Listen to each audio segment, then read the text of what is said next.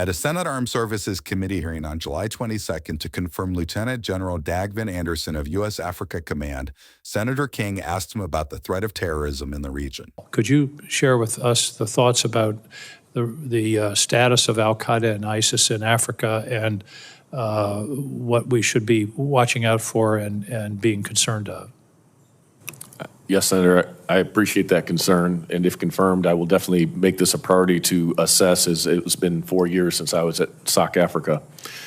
With that said, though, we have seen the terrorist groups move much of their operations into the ungoverned spaces of Africa, both ISIS and al-Qaeda.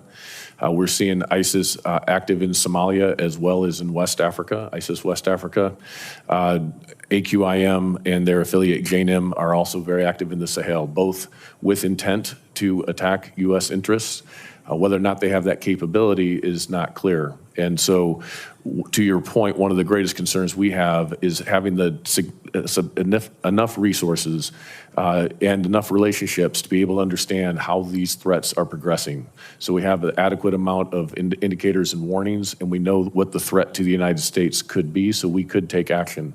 The access is also critical with our partners to understand what's happening with these threats. And I would also say what is happening with some of the other powers there and how they may be working with them or maybe not acting in our interests, so that we can understand what the threat landscape is on the continent. Well, I think one of the new duties of your job as you take this on, since State Department and USAID is essentially retreating, you're going to have diplomatic duty, whether you signed up for that or not. But you're going to have to build relationships, not necessarily strictly military, but with the local governments and the local leadership. Do you see that as a priority? Senator, where those areas, where we prioritize those areas, we have the best return on our investment. I think it is important to build those relationships.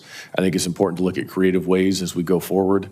One of the greatest powers the United States bring is our economy that's largely done through private investment. So finding opportunities in the continent as it continues to expand and grow in population, I think is an opportunity. And then working with NGOs to identify some of these. I've worked with several in the past that have been very productive in engaging in some of those areas that you're talking about, that we help them understand the environment, and then they are able to execute the actual engagements. For more Congress clips, stay right here, and thanks for watching.